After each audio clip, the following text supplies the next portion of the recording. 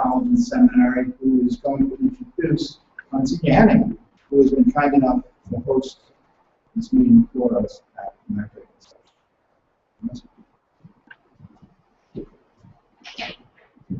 Hello and welcome. I'm Sebastian Montford, the Vice President of Administration at Holy Apostles College and Seminary and the Director of the Catholic Distance Learning Network. If you look at the name badges, it's these two icons and that here. So, National Catholic Educational Association in the Seminary Department. I'd like to introduce two people. The first of whom is Monsignor Richard Henning, who's standing here to my left. And after he addresses you, I'll introduce Sean McAfee, our Social Media Director at Holy Apostles. So first, with Monsignor Richard Henning, he is the rector of this seminary, and he is also the director of the Sacred Heart Institute.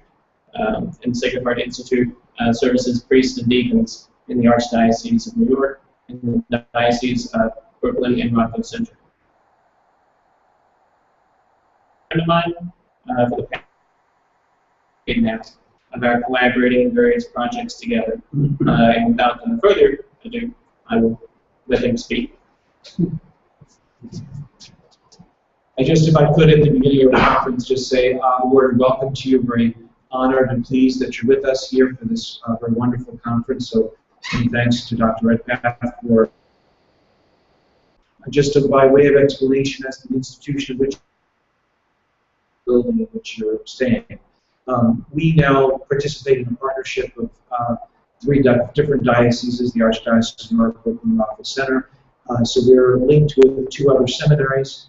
So we don't actually have seminarians studying here. You won't meet these seminarians. Actually, most of our students are gone this time of year anyway. The way that they've configured it is that the major seminarians graduate studying seminary in Dunwoody, and then the college-age seminarians are in Queens, at Douglaston, and then here at Huntington we do a variety of other activities. So one of our principal ones is ongoing formation for the clergy of all three dioceses. So there's about 2,000 priests and deacons in our three dioceses. We also do retreats and conferences. We have a degree program, 2 degrees that are offered here under the aegis of St. Joseph Seminary, and then a variety of other small programs. So it's been an interesting place these last couple of years, lots of transitions and new realities. But it's a very beautiful building, as I'm sure you've already begun to see. We are eager to make sure that your time here is as pleasant and productive as possible. So just a couple of housekeeping items, if I may, as I welcome you to the seminary. One is, if you happen to want to stroll very early in the morning, or if you are out late in the evening and you need to re-enter the building, the main entrance, the front entrance, does close at business hours because we don't have the office staffed. We do have other entrances, and there's specifically one by the dining room that leads to our student parking lot. You can get into that entrance any hour of the day or night. If it's locked, you simply put in the code, and if you have a pen, you might want to jot it down. 928 star. Okay, so 928 star will admit you there by the student entrance. It will also admit you by the gymnasium entrance, which is also a handicapped entrance. While you're here, you pretty much have the full run of the facilities. I think many of you have already seen the refectory. Beneath us is a full gymnasium, and there's also, next to the gymnasium, there is a workout room if you want to use a treadmill or any of those free weights or things like that. But there is a basketball court beneath you, too, if you want to be ambitious with that. Of course, there are also, as you may have noticed, beautiful grounds here, 220 acres, and we encourage you and invite you to, again, make yourselves at home. Feel free to walk around. Right here is our rose garden. We have lots of fields and pathways. I would ask you to consider remaining on the paths or on cut grass because we do have ticks and there's a high incidence of Lyme disease in our region. So just I wouldn't go traipsing through the woods basically and brushing against the bushes where the deer have been. You may end up getting yourself sick. So just be aware, if you're on cut grass, you're fine, but not the bushes, not the high grass. Okay. Also, we do have ourselves access to a body of water called Lloyd Harbor. So if you're interested, just ask around. Someone will direct you to Dock Road that will take you down. That's a bit of an ambitious walk, and it's kind of a rough one. But if you'd like to see open water, Then if you jump in the car and go just past the seminary, by about a half a mile, there's a town of Huntington Beach on Cold Spring Harbor. And just a little further north from that is a 1,700-acre state park, Thompson State Park. So if you're very ambitious and want to walk for miles, you can try that as well. If you have any needs while you're staying here, any one of our staff would be happy to assist you. Again, my name is Father Richard Henning. Our business manager is Deacon Dennis Slosher. And some of you have already met Katie, who works in our hospitality office. But really, any of the offices, anything you need, just say the word, and we'll do our best to meet those needs. We do also have several places if you wish to spend time in private prayer. The main chapel, we have a series of crypt chapels underneath that, and there's also a private meditation chapel on the second floor in the main part of the building. We have internet available to you in the building. Just look for a signal that says public. It does not require any password. You can go directly onto that. Should pick up on any of your devices. Right? If any of you are clergy and wish to celebrate the Mass at any point, again, just let us know and we will provide that as well. Right? So I hope that's pretty much the basics as far as your stay. If you have further questions, again, we're all available and we can certainly let Dr. and Dr. Sebastian know. They'll get the word to me as well. So again, welcome. We're very happy that you're here, and I hope that it is a wonderful exchange of minds and thoughts as you're enjoying these conferences. God bless you all. Thanks. Thank you, Lindsay. All right, and the next person I'd like to introduce, as I heard earlier, is John Patsy. He is the Director of Social Media at Holy Apostles College Seminary. Thanks, Dr. Mahfoud. Like he said, I direct social media for Holy Apostles, so that means I run the Twitter, the YouTube account, and also Facebook, and I have helped him also revamp the site. We're also using this weekend to film a live video that will be put on the front of our website and used for recruiting to undergraduate and graduate students. This whole conference, about 6 speeches, will actually be streamed live on YouTube, including right now. If you see on my screen there, I'm streaming all of this live on YouTube. And if you didn't get the slides already, there's 6 speeches that are for sure going to make it, and I might do more if time is permitting.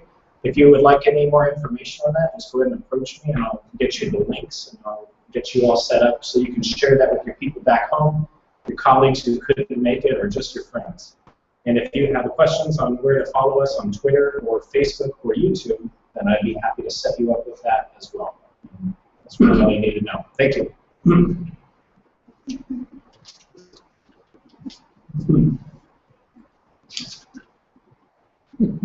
Once again, I want to welcome you to this historic meeting of the Renewing the West.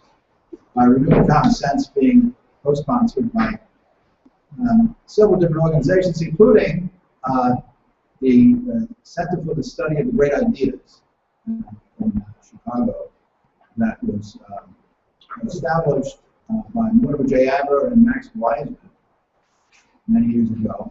And we're most pleased to be able to have with us from the center the chief archivist at the University of Chicago for Mortimer Adler's works, Ken Dzugan, who is going to be talking to us in this initial presentation about Mortimer Adler and lifelong learning.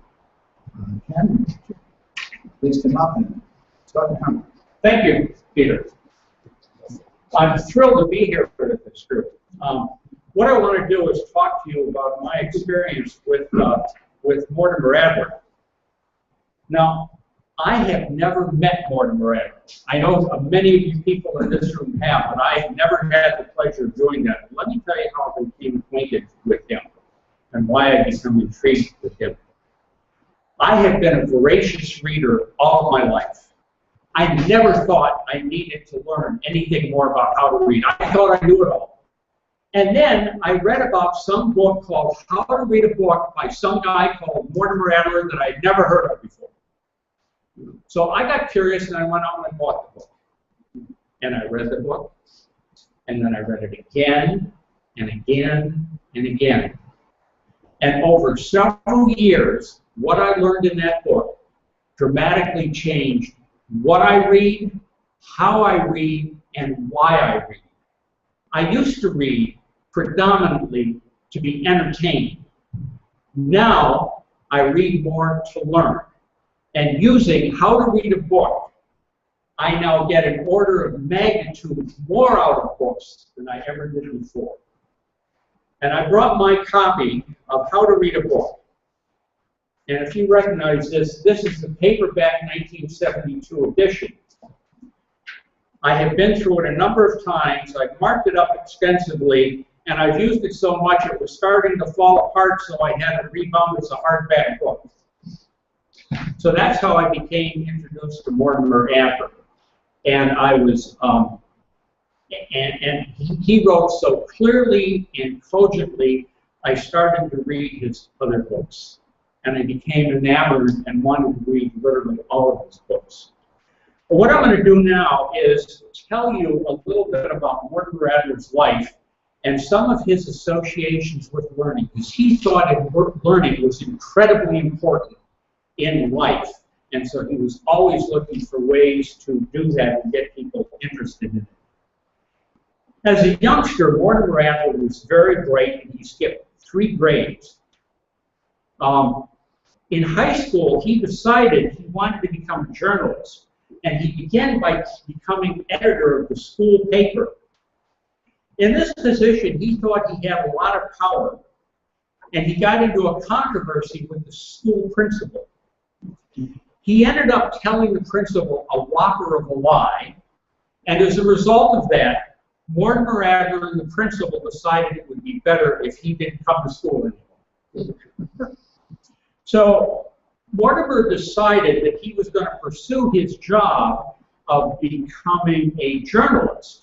So he wanted to get a job as a copy boy, and he went to the New York Sun. And here's why he did that. When he was in the 6th grade, he won a prize for a little essay that he had written. He won 3rd prize. And so he walked in, and showing them he could be good as a copy boy, he showed them his 3rd place prize that he had won. And he got the job as a copy boy. He began, and then he quickly wanted to expand beyond that and started submitting little articles and filler things.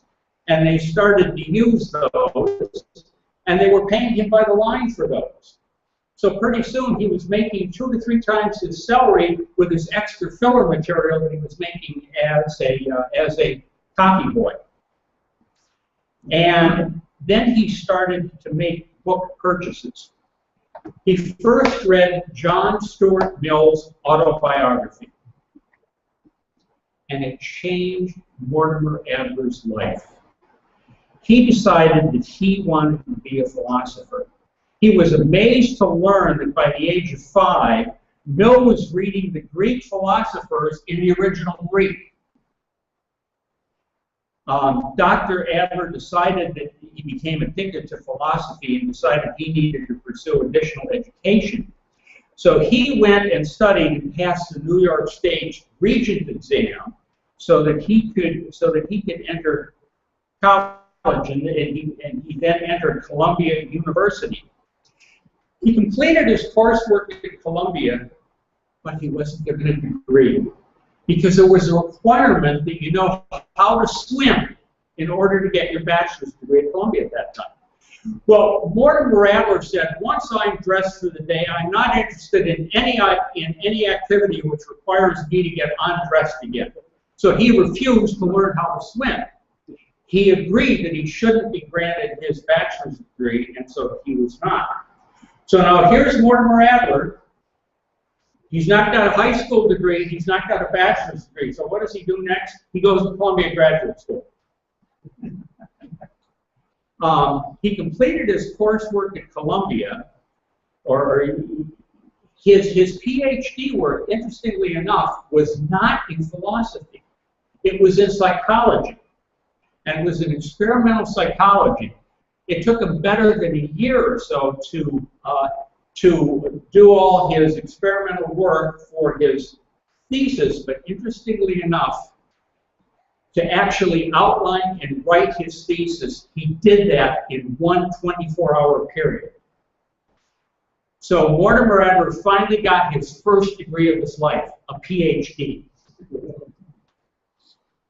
A year after Dr. Adler entered in Columbia, John Erskine was appointed to faculty and began teaching and discussing the great books. And Mortimer Adler took part in that, and he became enthralled with that and worked with Erskine for a number of years at Columbia, reading and teaching the great books. And recently we have found, and we're at the center, we're working through a 50-page test that they gave students at the end of those 2 years. And it's taken us a long time to figure out what the right answers are to a lot of those questions.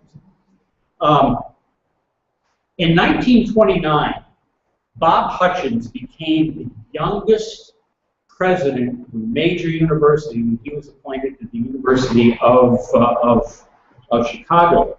He had known of Adler's work at Columbia because he had been involved, was on the faculty at Yale before he became the president of the University of Chicago.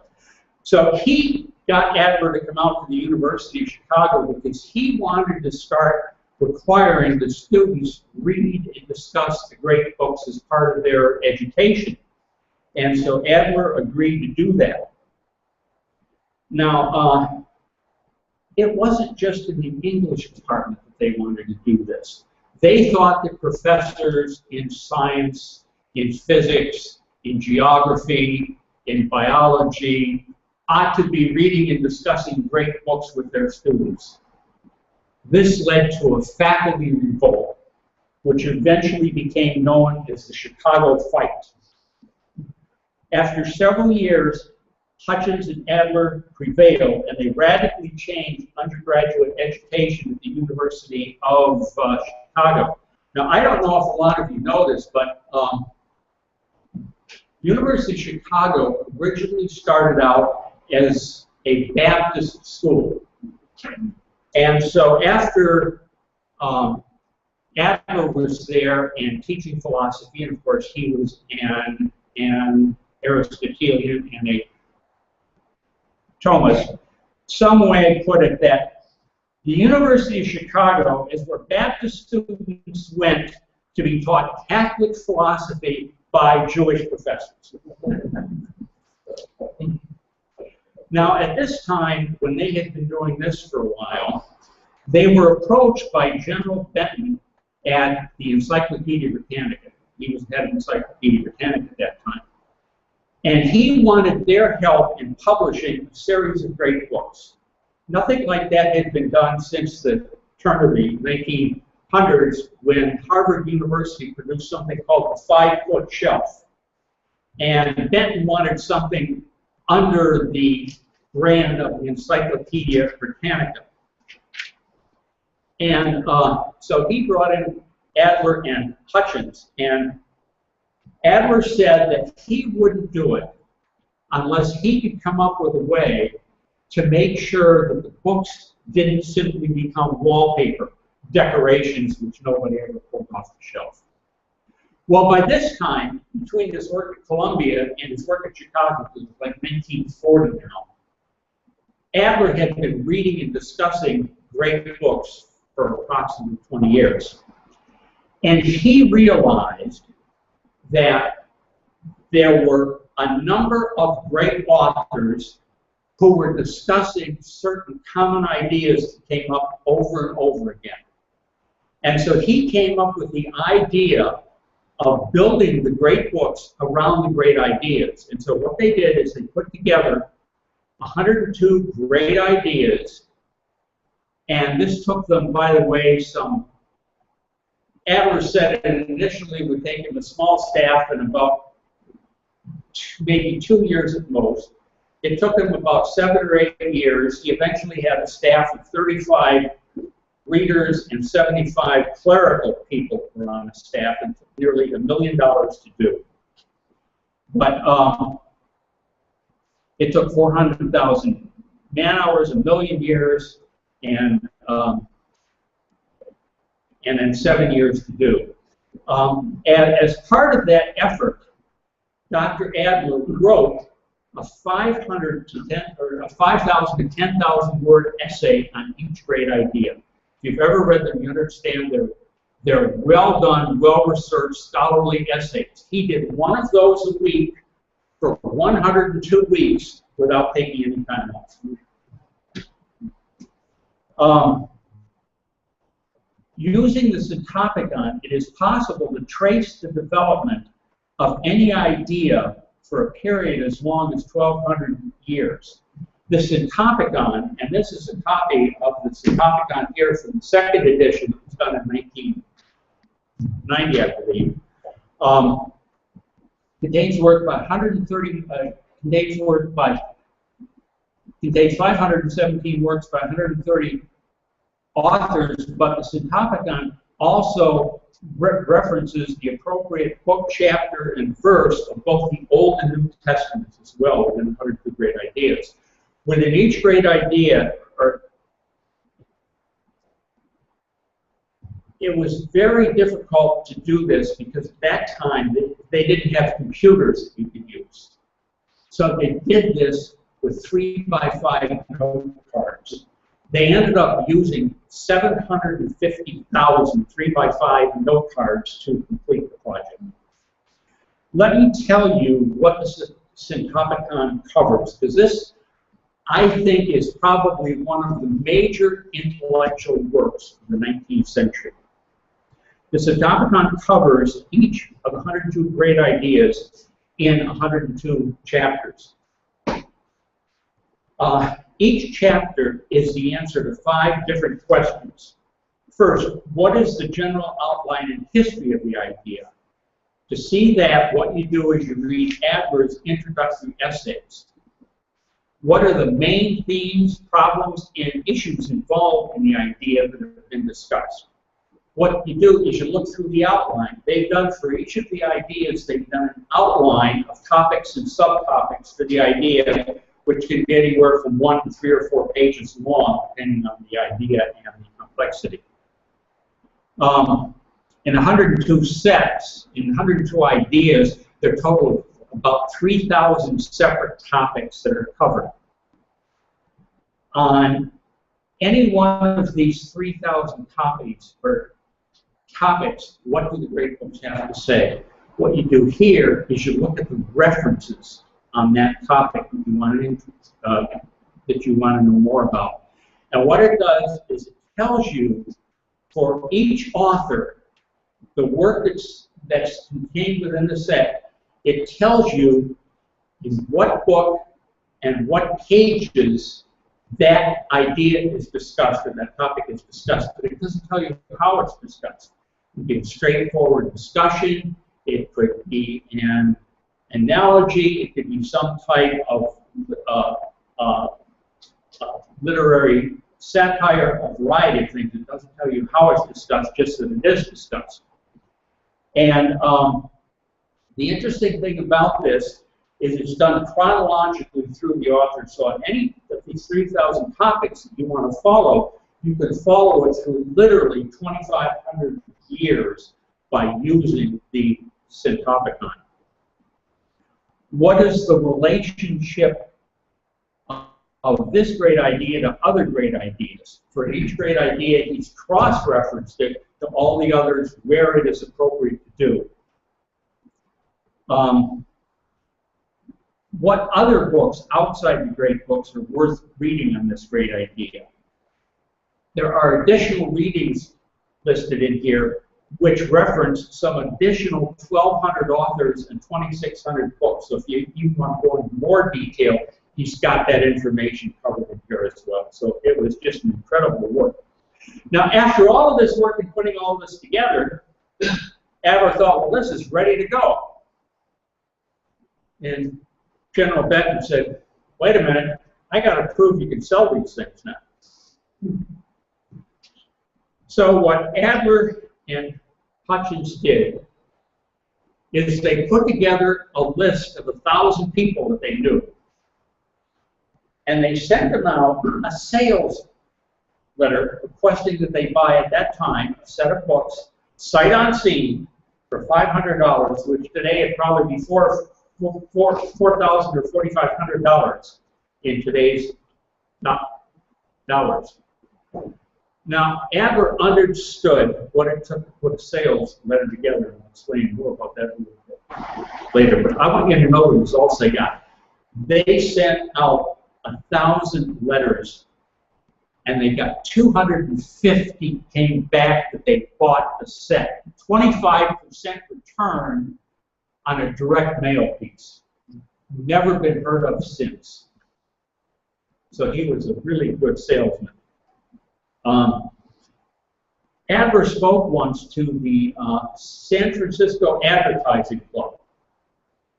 And in this talk, he described what he considered to be the greatest work that was ever written in sales and marketing. After he told people in advertising about this, within one day, every single copy of Aristotle's Rhetoric anywhere in San Francisco had been sold. He was asked when they produced the second edition of the Great Ideas whether he would have changed anything. And he said he would not have taken any ideas out, but if he had it to do all over again, he would have added a 103rd great idea, and that was the idea of equality. He would have put that in there separately. After the set was produced, he was instrumental in getting the Great Books Foundation started, which was put together to promote the reading and discussion of great books. And at one time, I think it was back in the 60s, there were over 50,000 groups in the country that were doing active Great Books discussions. And I've been a member of Great Books discussion groups for probably the last 15 or 17 years, and I have one in Sedona that I'm in, and our oldest member last October turned 100 years old. And he still actively participates. He volunteers to occasionally lead discussions and host them in his home. He still lives independent.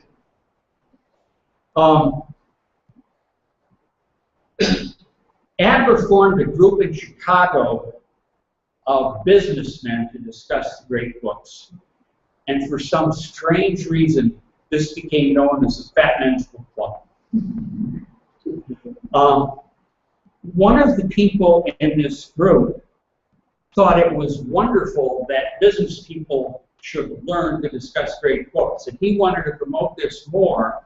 And Walter Pepke was his name, and he was involved, got Adler involved, in starting the Aspen Institute in Aspen, Colorado, which goes on to this day and still has as its basic core course, amongst all the other things that it does, when they bring people in, business people especially, for a week or two to read and discuss great books.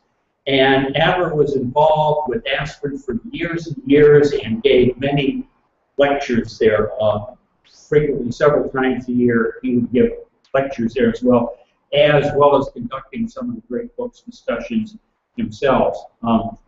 He was also involved in developing the Gateway to the Great Ideas, which is a smaller set that most people have never heard of. It's meant for young people, teens, and it's a 10-volume set, and it's in different thematic areas.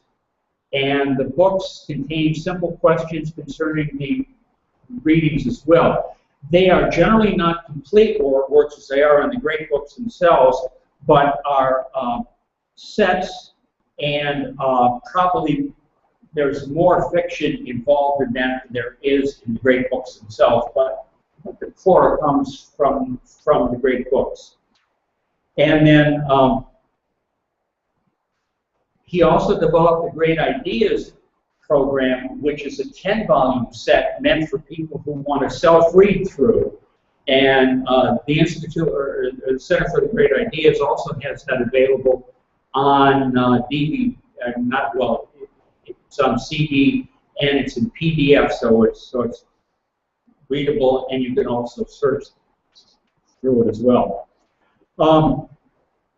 After the Great Books of the Western World came out, Adler stayed heavily involved with Encyclopedia Britannica. They did a follow-on series called The Great Ideas Today, which discussed what was happening with the great ideas and would also contain works that they considered worthy of being part of the great ideas set itself.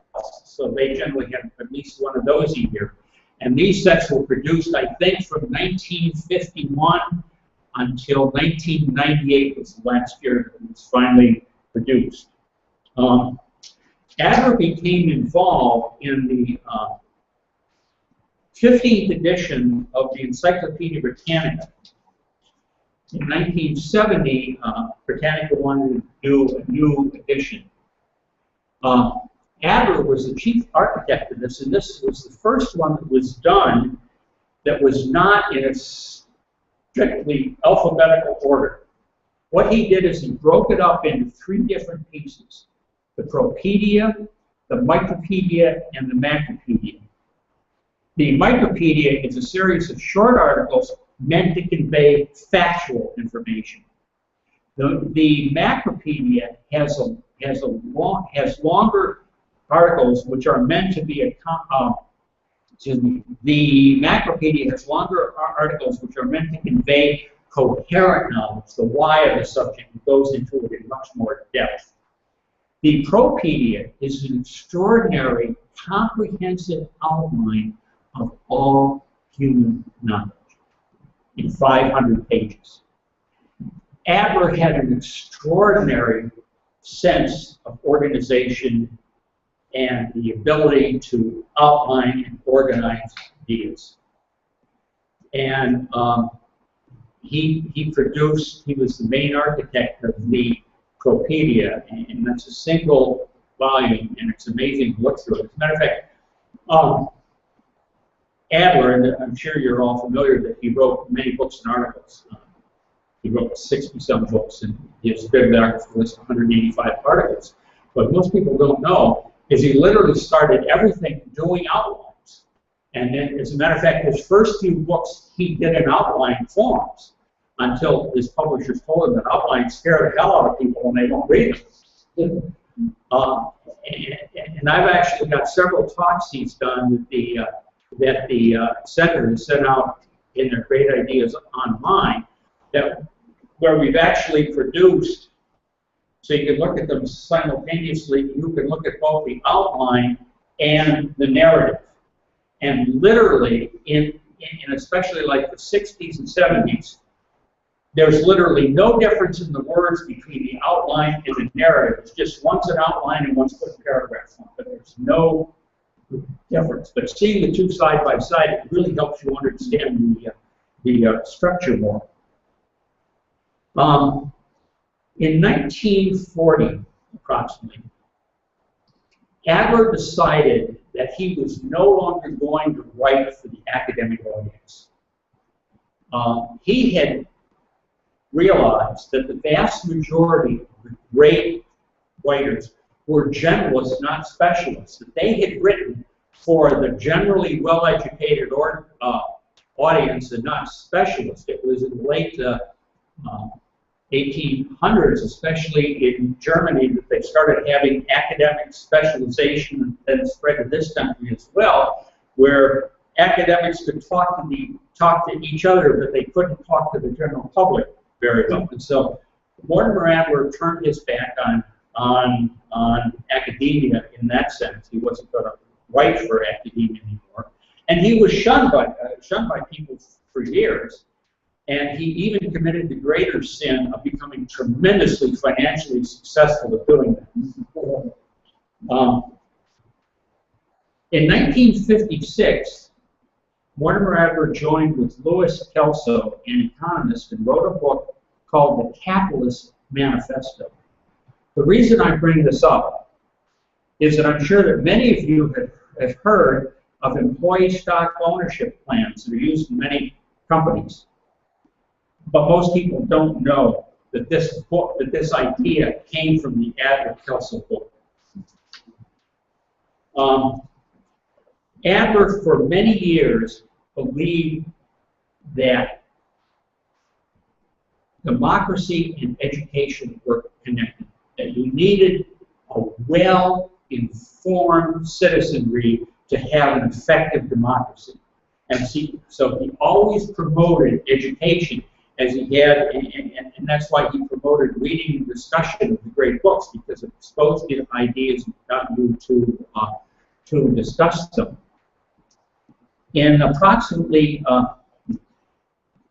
Adler had been critical of the way American education was going back to the 1930s when he started writing articles about what was wrong with American education. And approximately late 70s or maybe 1980 or so, he formed a group called the Paideia Group. It consisted of 22 people, mostly from the educational world, but they believed that in order to turn out students who could read, write, analyze, and speak critically and coherently, that the methods by which they were taught needed to be dramatically changed. And the core ideas behind the Paideia approach were produced in a book called The Paideia Proposal and Educational Manifesto. And here are the core ideas that were included in that. The curriculum should be the same for all students. Through high school, there should be no electives other than the choice of a second language. They should replace didactic lectures by minimal lecturing, but then always followed by discussion afterwards. They should do a lot of coaching with individual people about how to do math problems and how to write and that sort of thing. And the key was they did a Socratic seminar once a week. And the Socratic seminars were taken from age-appropriate works, which were read to the youngest children, because it started in kindergarten, they couldn't read yet, but then they were to discuss that. And these were not textbooks. They were other works other than textbooks, which were chosen for their age appropriateness and for their idea content. Let me tell you about an experience I had, which I found amazing. There are Paideia schools which are still in existence in the States. There's a Paideia Institute, which was started at the University of North Carolina a number of years ago.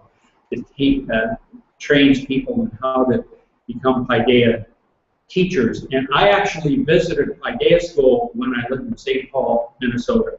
This school was a kindergarten through 8th grade school, and it was in a poverty area of St. Paul, so they had a heavy student turnover each year. But all of the faculty at that school had voted to become a Paideia school, and the St. Paul school system had sent them, and they got trained in how to become Paideia teachers, and they did that, and they were successful for a number of years. But let me tell you about my visit, and I went and actually visited a first grade class, and they weren't reading yet, but there were 32 kids that were put, you know, they have these little desks that have the arm, you can put your notebook on. They had 32 of these chairs, which the teachers helped them arrange in a big circle, and there were 2 teachers there. And they read the story of the crocodile and the monkey. And they discussed the ideas in that story for an hour and 10 minutes. The themes behind it, the nature of the monkey, the nature of the crocodile. And literally every one of the kids actively participated. I couldn't believe at how well organized this was and how it went on. And the kids were just actively raising their hands and taking part in everything for an hour and 10 minutes with first graders. I mean, it was just unbelievable. And so after this, I went to visit the principal, and I asked him about the experience of this. And of course, they read different things in different grades, and by the 8th grade, they have kids that are reading parts of the Constitution and some Federalist papers and things, so wonderful things to discuss. And the principal says, he said, I'd love to go out because all the grades have seminar on Wednesday. I think it was from like 1 o'clock until 2:15 in the afternoon or something. So they all have it at the same time and they're all dismissed at the same time. He said, I love going through the halls after seminar or going out on the playground, because what happens on most days when kids get out of class, they're talking to their friends about what they did last night or what they're going to do tonight. But when they get out of seminar, they don't break up and go with their friends. They stick together as a group as long as they can, and they continue to talk about the ideas that were developed in that seminar. So imagine what sort of educational system we could have if students did this for 13 years, once a week, with non-textbook, age-appropriate material.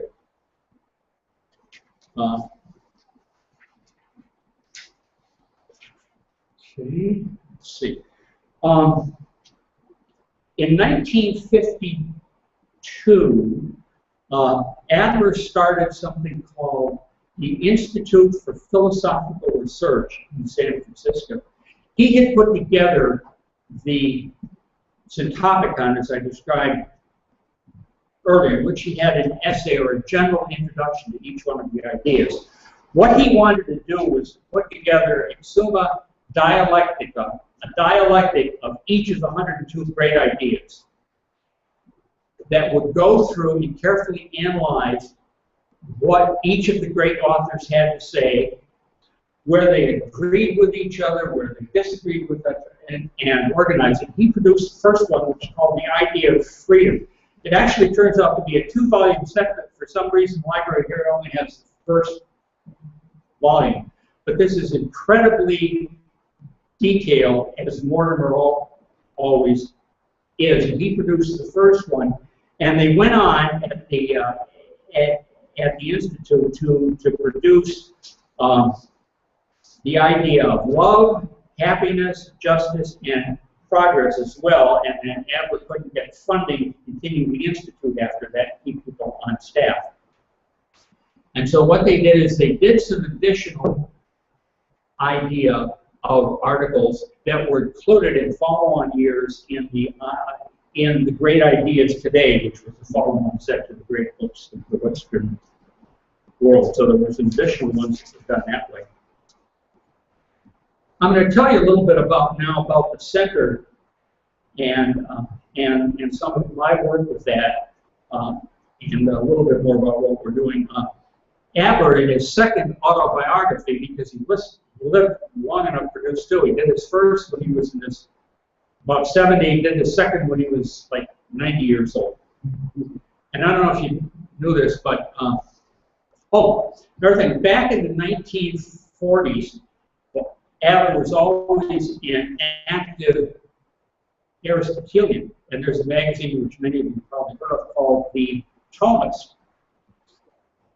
Adler became a very active author that was frequently published in the Thomist. As a matter of fact, someone named him the Peeping Thomist. And he produced a substantial number of articles in there. One of them was a philosophical demonstration on the existence of God, which generated a great deal of controversy. And he also wrote a book on how to think about God in 1982, but he had been thinking about that problem since the 30s, and then after he wrote that book. So I edited another book in 2012 called How to Prove There Is a God, which contains Adler's writings both before and then after the book that he did in 1982. But he wrote 62 books and 180 some articles according to his bibliography, which was listed in his second autobiography. But he left his papers at the University of Chicago. He was a pack rat. He saved everything. He left them 155 archive boxes of material. Unfortunately, it's never been cataloged. The only thing we have is a listing of the file folder headings, which are in each of those boxes. There's 7,500 file folders in there, and the listing itself is a Word document like 140 pages long. But that's the only thing we've got to go on. And I've been at the University of Chicago 3 times, spending multiple days each time going through based on headings that we've learned to decipher as to what looks like a useful material to us. And we have found over 400 articles or items not listed in his bibliography that we think are going to be published. Many of them are lectures. Adler had an extensive lecture schedule. He actually had an agent in New York that promoted his talking. He would go out and talk to different groups. And I just assumed that Adler, when he got a lecture engagement, that he would do a series of talks and he'd use those same talks to go around the country to give them. But he didn't. When he got the group that wanted to talk on the topic that he had done 3 months ago, he went back and revisited that, thought more about it, and revised his ideas before he gave it the next time. And he started out, he did an outline, and a more detailed outline, until, like I said, in the 60s and 70s, the outline and the narrative were literally the same words, except it's different how they were put together. So I think a lot of those are going to be publishable. Adler also did a number of other things as well. I'll tell you about one set that we have available at the center that we have the rights to. It's called The Great Ideas. And in the 1950s, when he was in San Francisco, he did a series of 52 public television programs on the great ideas. He actually covered 22 of them, and he did 52 half-hour shows, and each idea contains, some of them are as short as 1.5 hour, some of them are the longest has, I think, 5 half-hour segments to it. So we've got 26 hours of material produced as great ideas, and we've got all 22 of these videos that we sell. Now, you can buy them individually, or you can buy the entire set. And they are absolutely wonderful videos to see Mortimer Adler describing and talking about these, you know, in his own picture. Now, understand, this is 1952 production. This is not fancy production. It's not HD TV. Although within the last year now, we've had the original material remastered. So we've gotten rid of some jumps and skips, and we've improved the color a bit in it because it was in color. The other thing I told you about this book, How to Read a Book. This third edition done in 1972, which is the one I advise you buy, he did that with Charles Van Doren back in 1952. And in 1975, Encyclopedia Britannica put out a series of 13, 14-minute videos on how to read a book, which they talk about different sections of the book. And you can either watch the video and then read the book, or read the book and watch the video. But you learn more by doing both. And we have the rights to sell this. And I found copies of this. Encyclopedia Britannica didn't know that they had ever done this. They couldn't find any proof that they had done it. Well, I was able to easily enough prove it to them and everything. But then they agreed, well, since you found it, you can publish, and we'll charge you a 10% royalty on whatever you sell. And this has been our best-selling video that we've ever had. We've now sold over 1,200 copies. There are over 65, I think there's approximately 65 video programs that Mortimer Adler has, and I'm trying to look. There should be around here. I can't see a file folder. I'll have to get it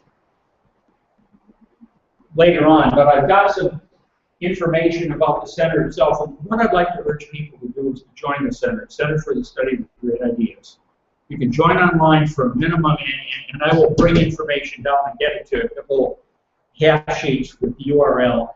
And you can join for a minimum of $20 a year. And what you get for that is each week you get the Great Ideas Online, which is maybe a short article or part of a chapter of a book which Adler has written related to the great ideas, or some other one that Max has picked out and found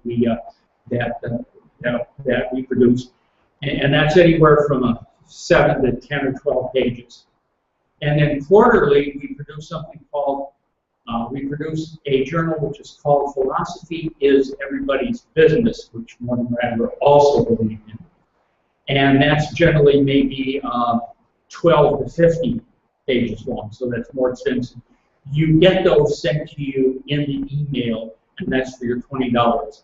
And then if you join at levels higher than that, you get additional benefits, like we have the electronic, we have an electronic version of the 1996 edition of How to Read a Book, and you can get that.